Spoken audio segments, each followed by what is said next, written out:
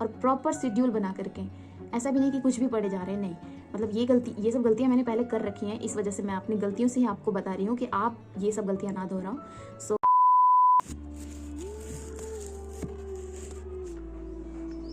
So hello everyone, कैसे आप सभी लोग। उम्मीद करती हूँ आप सभी अच्छे होंगे और आप लोगों की पढ़ाई भी अच्छी चल रही होगी। सो आज है 1 अप्रैल एंड आर का एग्ज़ाम लगा है 27 ऑफ।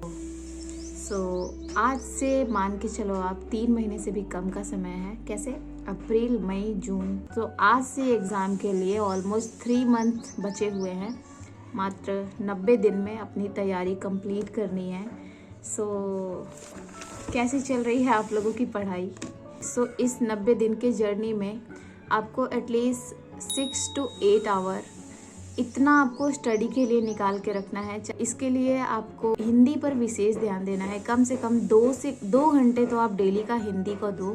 और अभी मैंने जस्ट एक टेस्ट का एनालिसिस किया तो मैंने जो पाया कि जो वर्तनी शुद्धि, ये जो टॉपिक है, एक 6 टॉपिक है हिंदी के सिलेबस में। कुल 6 टॉपिक है, जिसमें से एक वर्तनी शुद्धि, वाक्य एवं वर्तनी शुद्धि करके एक टॉपिक है। तो उसको कैसे रेडी करना है, उसको आप ज़्यादा से ज़्यादा लिख के प्रैक्टिस करो, बस उसका और कोई सल्यूशन नहीं है। क्योंकि आपको लगेगा, आप बिलीव नहीं करोगे, मैंने अभी एक टेस्ट लगाया जिसमें परीक्षा का शुद्ध वर्तनी लिखना था मुझे।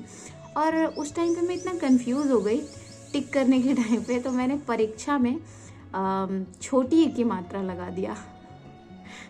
मतलब काफ़ी सिली सा मिस्टेक है। और अभी जब हो रहा है तो आप सोचो, जब एग्ज़ाम का प्रेशर होता है तब तो और भी नहीं समझ में आता है। ये सब सिली मिस्टेक होते हैं। तो इसको आप किस तरीके से प्रैक्टिस कर सकते हो, लिख करके।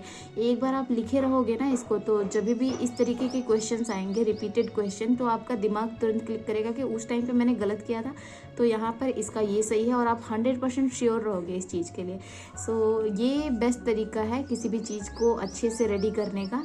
तो स्पेशली वाक्य एवं वर्तनी शुद्धि के लिए आप लिख के प्रैक्टिस करो, ज़्यादा अच्छा है, बहुत बेनिफिशियल होगा आपको।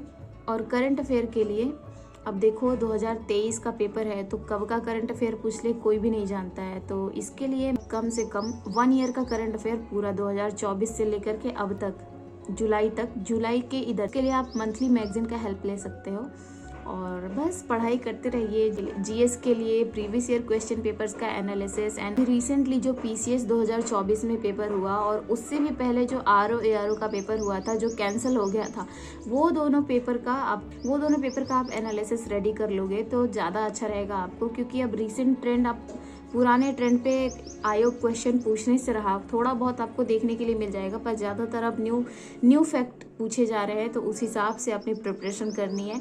लेकिन काफ़ी लोगों का मानना है कि घटना चक्र पूर्वावलोकन लगाए नहीं लगाए, पर मेरा मानना है कि आपको लगाना चाहिए।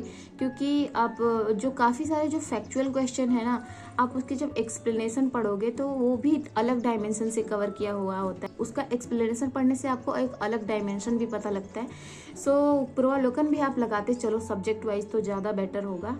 और बस हिंदी के लिए जैसे मैंने बताया कि 1 से 2 घंटा एटलीस्ट, दिन का 2 घंटा आप प्रॉपर हिंदी के लिए दो। और टॉपिक डिसाइड कर लो आप कि आज मुझे विलोम पढ़ना है, या फिर पर्यायवाची पढ़ना है, या वाक्य एवं वर्तनी शुद्धि पढ़ना है, विशेषण पढ़ना है। जो भी आपको खुद ही पता होगा कि आपका कौन सा पोर्शन स्ट्रॉन्ग है और कौन सा वीक है।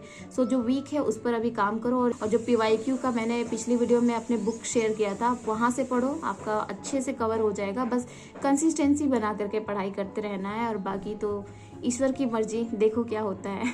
तो यही कुछ इम्पोर्टेंस बात आप लोगों से करनी थी। सो आज है 1 अप्रैल एंड 25 जुलाई तक, 1 अप्रैल टू 25 जुलाई तक आप ये मान के चलो कि आप, मतलब सबसे लाइफ में आपकी प्रायोरिटी अभी फ़िलहाल यही है। और इसके लिए ही आपको बहुत अच्छे से मेहनत करना है।